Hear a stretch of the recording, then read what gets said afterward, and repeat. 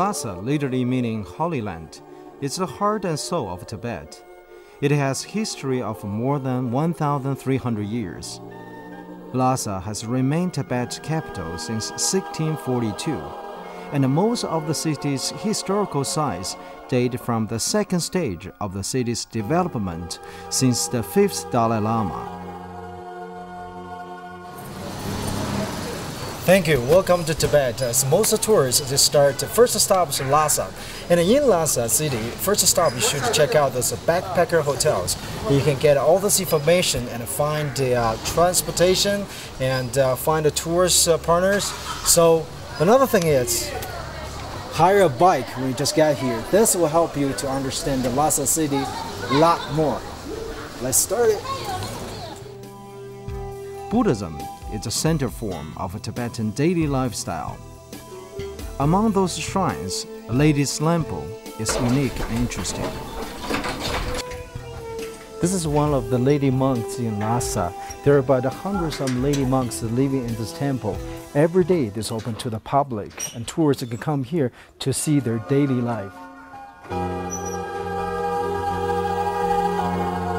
The temple located within the Lhasa city in a residential area. Driving from downtown area will only take about 30 minutes. There are more than 150 female monks living the temple with a center garden and a few souvenir shops. Residents in this temple will not participate in any activities outside the compound. They read Buddhist script, study Lamism, and helping each other with daily works. Tourists are allowed to enter, but limited to the worship area only.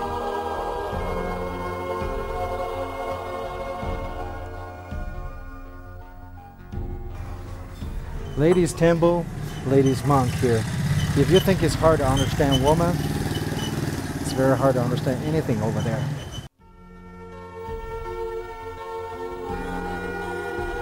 Lhasa city has an elevation of 3,658 meters. The city is also known as the Sunshine City. It's the highest city in the world. From Lhasa to Samye Temple, one of the very significant Tibetan Buddhism monasteries, takes about 4 hours by car. Then, to shorten the distance, we got to the closest dock to cross the Yalunzangbu River by boat. In a normal day, the boat operator will wait for a full load of passengers before departure. It only costs 15 RMB per person. However, if you are in a hurry, an option of paying 190 RMB could satisfy the boat owner starts the engine immediately.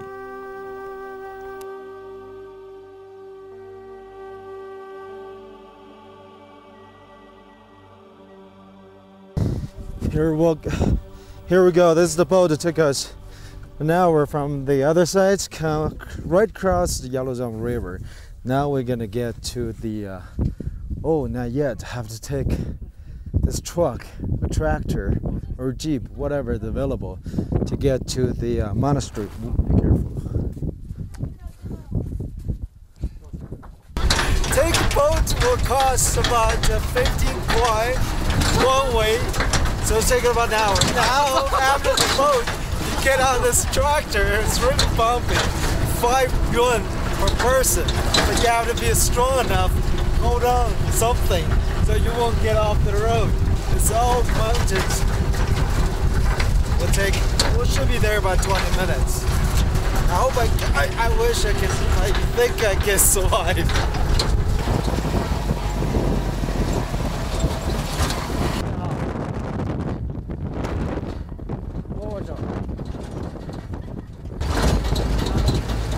Can't communicate. We don't understand each other. Just look at each other, smile. Check out each other's teeth.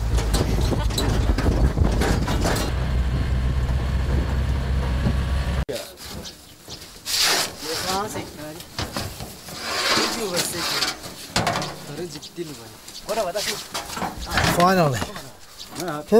Dad, 5 yuan. 5 kuai. I think I'm gonna figure out. I'm gonna talk about who pay who, because my back was like so bumpy. My back's broken, so I think I'm gonna ask the driver to pay me $5.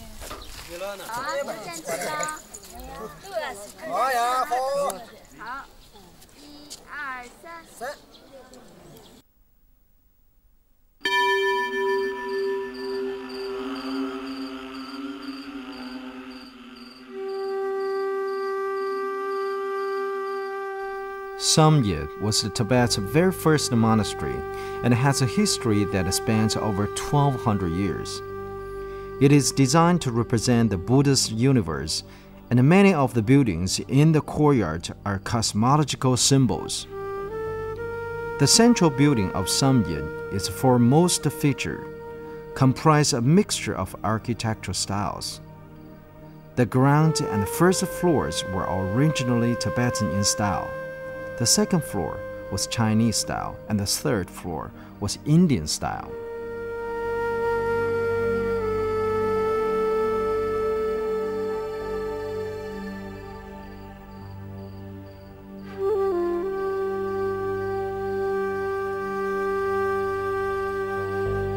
As I headed southwest on the well-maintained dirt road to Gyangze, the 4x4 SUV provided us much more joy during the trip.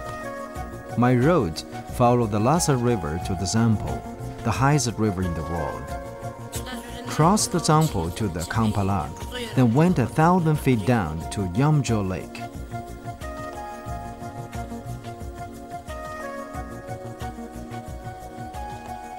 This is the greatest Yamjo Lake. Right now we're on the top of the mountain. Take 2 hours driving from Lhasa to get to Yamjo. Yamcho Lake, the famous scholar and writer Wazao wrote that the light silver streak of the great Yamcho Lake gleamed amongst a dark blue hill. On the way from Lhasa to Shigatse, we passed through mountains. But every wheel, every angle you're looking at, every mountain we pass by is a stunning view. Just like the mountain behind me called the Nanqing Kansa. And from here, I can feel I'm so close to the sky. I can reach the sky, I can touch the clouds, I can taste and smell that snow over there. Oh!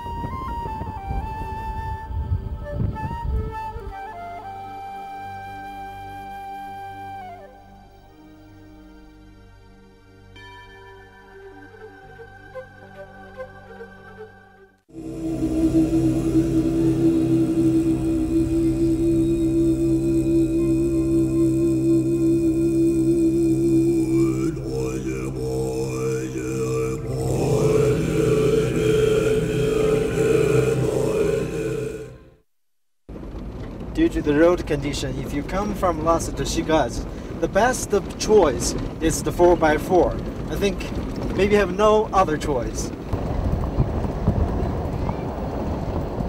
Parla is located in the Banjo Hombo village of Jangra town. It's just located 4 kilometers southwest of Gyangze city. Parla Manor is only the best preserved noble manor in Tibet. The 82 rooms mansion, including prayer rooms, guest rooms, and etc.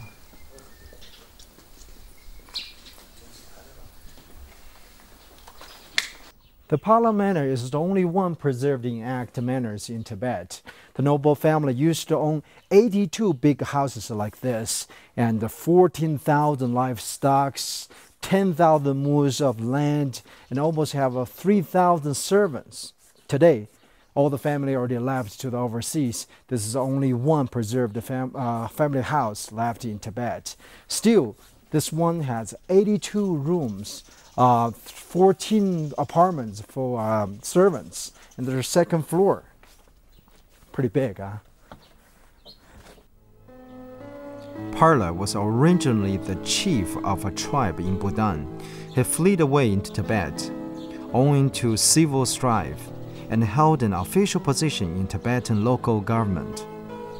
With the development of the Parla family's influence, Parliamentar's scale was extended continuously, but Parliamentar was ruined by British in 1904.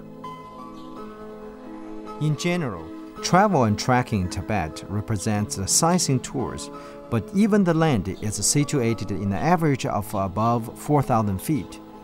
This inaccessible land have lots of possibilities of trekking routes for the adventure seekers. Whether it is a pilgrimage trek or a mountain expedition, Tibet offers trekking trips from short one-day to month-long as per one's requirement. Here is the public square in front of Joselimbo monasteries. Early in the morning, it's open to the public. Lots of Tibetan pilgrims walk in the front gate, get into the square. And as soon as you walk in, you should make a left, walk around the temple, or follow the clock direction around the clock. And here, no photos, cameras allowed inside the temple. But outside, you can take a camera like this size, is no problem. That's what helped me to record so many beautiful buildings in this Joselimbo temple.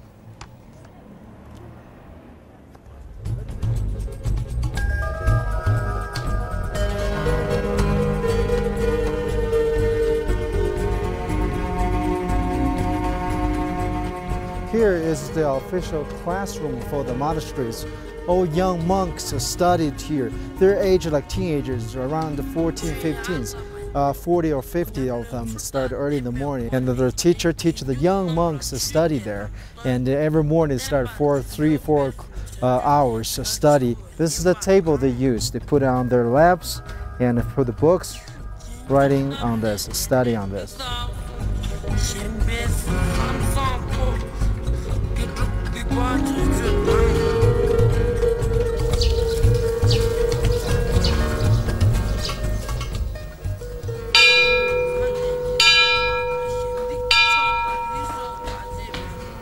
When you walk in the Tibetan temple, usually there is a bell.